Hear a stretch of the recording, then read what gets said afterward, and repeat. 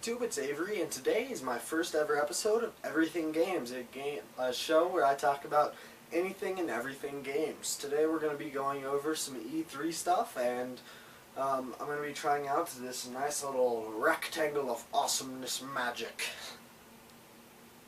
Alright, so we saw a lot of stuff at E3. I didn't go or anything, but I did see a lot of coverage on YouTube and Xbox.com and stuff like that. We knew a lot more about the Xbox, a lot more about the PlayStation, and a lot more about games that are going to be coming out in the next generation. Alright, so first off, let's talk about the consoles. So we saw the PlayStation 4. It looks a lot smaller than the Xbox One. And we also now know that the PlayStation Network will cost $5 a month, and the Xbox Live service will also still be a paid subscription. So other than the look and the controller, the PlayStation 4 and the Xbox One are actually pretty much still head-to-head. So what it really comes down to between which one you're looking to buy is exclusives and which one you already have. So if you have the Xbox 360, most Xbox 360 fans and consumers are going to upgrade just to the Xbox One, and most PlayStation 3 users are going to upgrade to the PlayStation 4. However, there are going to be those people that switch from Xbox 360 to PlayStation 4 and possibly from PlayStation 3 to Xbox One. Along with that, the exclusive. So there are a lot of exclusives for both the PlayStation 4 and the Xbox One. I didn't watch very much E3 coverage, but you can find a list down in the description for each of the exclusives. But for the most part, that's what people are looking for. One thing that I was excited about is Minecraft for the Xbox One, as well as World of Tanks for the Xbox One. Those are both awesome games that I played on the Xbox 360, Minecraft on the Xbox 360 and the PC, and then World of Tanks on the PC. I think it'll be really cool to have World of Tanks on the Xbox One. Another thing, just some more exclusives for the Xbox One side. Rise, Son of Rome, I believe, is one of them that looks really, really, really cool. I think that'll boost a lot of Xbox One sales. One mistake that I think Microsoft made during E3 at their conference was the release of a new Xbox 360 console. And it looks just like the Xbox One. It's supposed to be smaller and quieter. I don't know, because the Slim is pretty quiet and it's pretty small. And the Xbox 360, the new one, looks very similar to the Xbox One, and the Xbox One actually looks bigger than the Xbox 360 Slim. So I'm not sure about this. I mean, I guess from a business standpoint and like a profit standpoint, I guess it makes sense, but to me, I think that they should have just stuck with the Slim for now, and then upgraded to the Xbox One in November. The last thing that people are worried about is the price. So the Xbox One is going to be $500. The PlayStation 4, on the other hand, is going to be $400.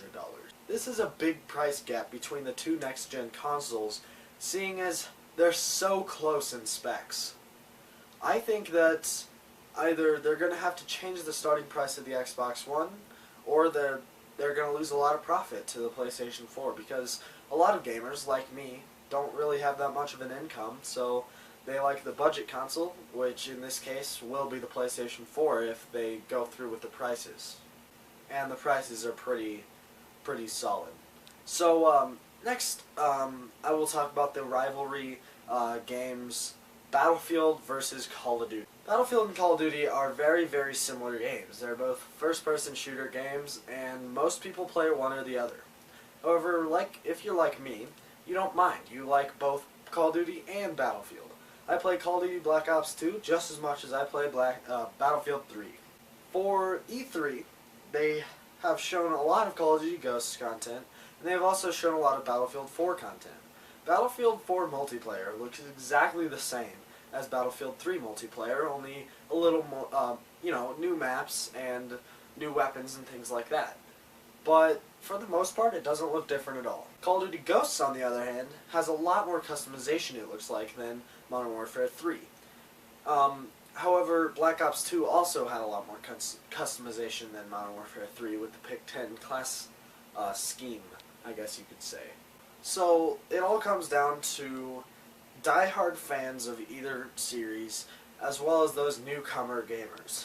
I think that Battlefield 4 and Call of Duty Ghosts will be very similar games, just like Battlefield 3 and Black Ops 2 are right now. The Call of Duty Ghosts new engine looks amazing. If the gameplay looks like it did in the cutscenes that they had, the game is going to look phenomenal. And given that the multiplayer probably won't look as great, I still think that the multiplayer will look way better than it did in Black Ops 2.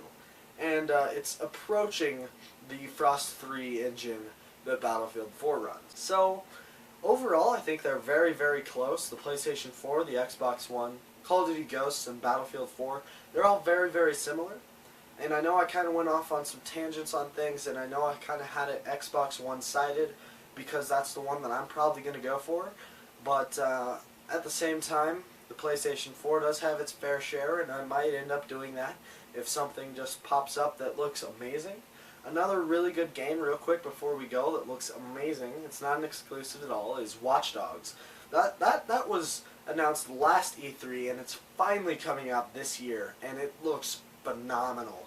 It looks like a modern-day, kind of futuristic Assassin's Creed on steroids. There's so much that you can do that in the game, and it looks awesome. It's like Grand Theft Auto, future, Assassin's Creed, and it's like amazing.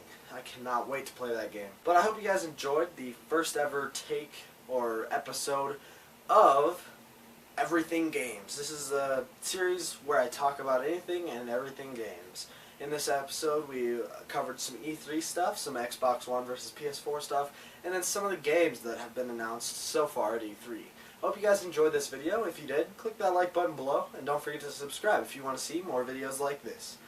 And here coming up in a few days, there will be a travel vlog as well as some awesome different videos from the beach. That's pretty much it, guys. This has been Avery, signing off. See you guys later.